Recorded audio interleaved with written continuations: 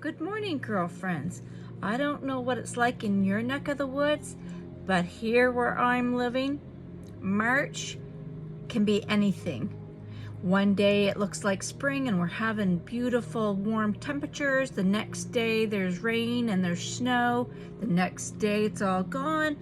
Well, this morning I woke up to a beautiful blanket of white, fluffy stuff covering the ground, and it's still snowing out there. The wind is blowing. I think I even heard a little bit of freezing rain mixed in there. You never know what you're going to wake up to here in Canada. Maybe share in the comments where you're watching in from, or whenever you're watching this, and let me know what's going on in your neighborhood for weather. Anyways, the title of my message this morning is It's a Process, Walk It Out. And I wanted to share something with you before I get into this. Last summer, there was myself and a couple of my friends. We were making a day trip, and we were on a mission, so to say. But our first stop was, we stopped at this farmer's market because I'd never been there before. And we wanted to check it out and just see all the goodies that they had. So when we were leaving, this is what was brought back to my memory this morning, and this is kind of how it all started. There was a young girl sitting on the sidewalk when we were leaving, and she had a sign saying that she needed money. And I felt her. And I didn't have any money to give. And that was my comment. And I kind of looked back at her. But anyways, as I was reading this morning, I'm going to get back to her at the end of my message. When I was reading this morning in Matthew 2, I was reading where Jesus, it was his first miracle, where he turned the water into wine. They were at this wedding and they ran out of wine, and he told the people who were his disciples who were helping him to grab the vats and fill them up full with water, and then to dip some out and then take it out to the guests. Now he knew that it was water. The disciple knew it was water, but they were trusting Jesus. So he took it out and gave it to the guests, and they said that that was the best wine. As I was thinking about that,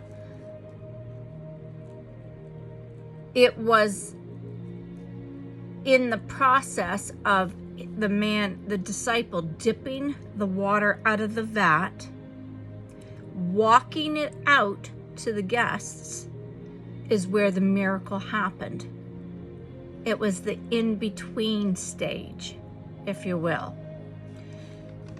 Boy, doesn't that make you think? I know it made me think of different things. Remember back in the day when we used to take pictures. Well, we had different cameras along the years. The first one we had was the Polaroid, and it was quite a big, chunky camera. You'd take a picture, and you'd wait for it, and it would come out in a black screen, and you had to wait for the process of it turning into the picture that you had just taken. And then years later, we had the cameras where you put the film in the back of the camera and you had to send it away. And it usually took about a week or so to process your film, and then you get to look at the pictures. Well, I was thinking about that, and it was the in-between of when the picture was, you clicked your camera, and it was that in between and then sending it away, that it was processed, it had to be processed before they sent it back in the mail. We would receive the package in the mail, and the pictures, we got to look at the pictures that we knew we had taken, and sometimes we forgot what pictures we had taken as well.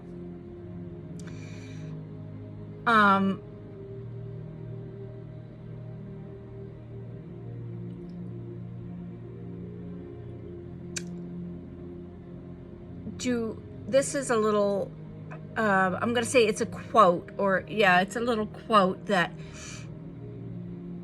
I know it was said in the movie, or the shows that's been on TV, The Chosen, where it says, I was one way, and now I'm completely different. And the thing that happened in between was him. This got me to thinking, even in my own life, it's when a person gives their lives to the Lord, when they give their heart to Jesus and they follow him, you change. You were once one way, you lived one way, and that was before Jesus. That's how I like to say, tell my story of my life before Jesus and then after Jesus. So you were once one way. You may have been a drug addict, or an alcoholic, or a gambler, or an adulteress, or a food binger, whatever. Then when you have that personal encounter with Jesus,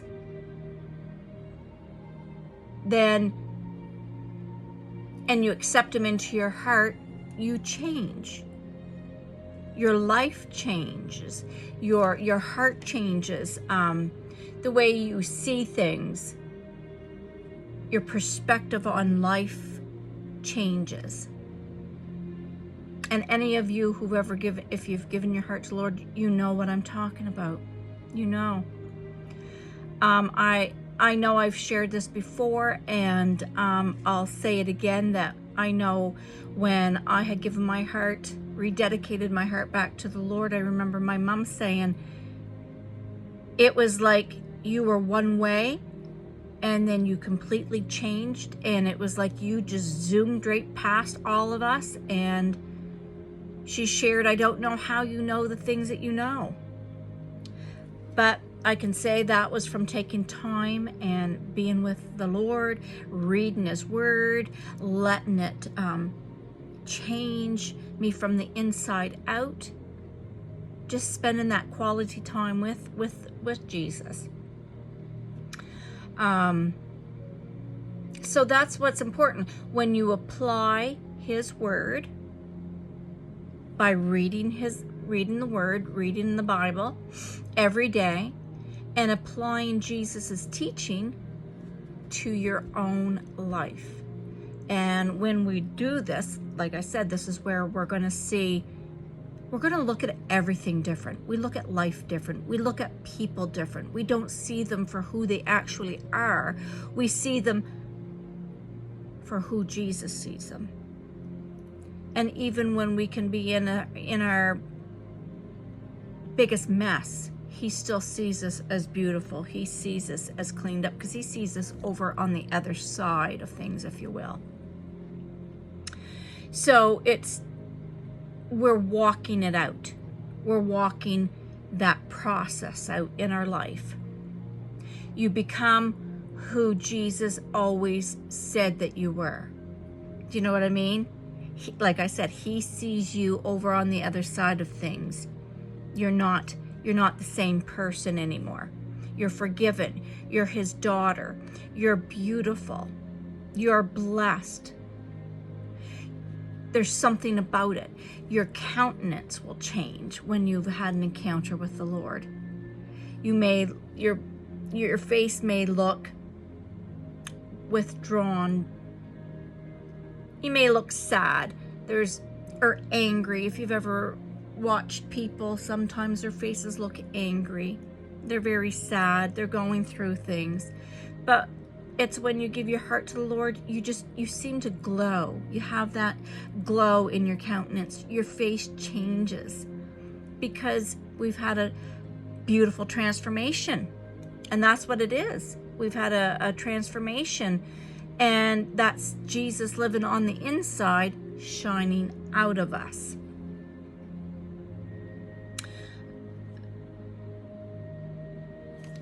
I was thinking back again with the pictures that we used to take back in the day, and the camera and the film, yes, had to be sent away, and it took about, like I said, about a week and a half before we received our package in the mail, and we would get to go through all the pictures and see what we had taken. That was the finished product. But wouldn't it be amazing if when we accept Jesus into our hearts that it would only take about a week or a week and a half to be processed, to be changed completely? Wouldn't that be amazing? And then I looked it up because I was thinking about this too. The butterfly. What's the processing time from the time it's an egg and then it's in the cocoon until it comes out to the butterfly? It's about a 4-week duration, which that isn't very long either, but to him he's probably thinking this is taking forever. I couldn't imagine being all wrapped up in that cocoon and not being able to move or go anywhere, but that was his processing time. So, girlfriends, wherever or whatever stage of life that you're in, there's always going to be changes. There's going to be it's a process. And how quick you get there over to the other side of things depends on you. It depends on how close we walk with God, how much we're willing to let him change us, heal us, heal our broken places, work on us. It all depends on us.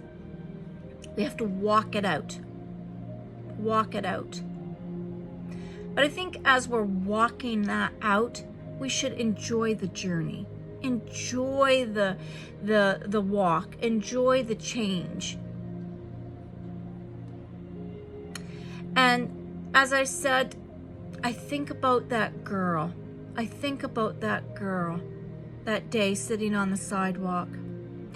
I pray that someone has come along to share the love of Jesus with her. Jesus saw her sitting on the sidewalk that day. As I think about it, he saw her with her sign. And she was saying that she needed money. My heart sank. I just kept thinking about her that day as we were on our way to the next thing. We had so many things to do that day. But I thought about it. I didn't have the money to give her. But the most important thing that I did have that I could have shared with her, and that was Jesus. That was Jesus. That scenario has played over in my mind different times, and I missed out on that opportunity that could have made that change for that young girl. So my prayer is that I can help as many people, as many as I can on my walk in this lifetime. I want to be able to share the love of Jesus wherever I go. I want to be able to share what he's done in my life, how he's transformed me from being one way to another way. And I pray that each and every one of you girlfriends will allow the Lord to change you, to work on you, to transform you into that beautiful butterfly that you already are, because God already sees you over to the other side of your walk. That's my prayer for each and every one of us, that we just allow God to continue to work in our hearts, in our lives, so that we no longer look like who we were, but who God is transforming us to be. That one day each and every one of us will be able to spread our wings and fly like that beautiful butterfly. And who gets the glory? Jesus does, because it's all about him. It's all about him. It's all about him shining his light through us so that others can see that transforming light. Jesus is the light. Jesus is the way. He's the truth, the life, and the way. Amen. Be blessed, girlfriends. Be blessed and enjoy your walk. Walk it out. Walk out that miracle of transformation. Walk it out each and every day that you sit and read God's word and spend that special time with him, because it is a special time. Thank you, and enjoy your day.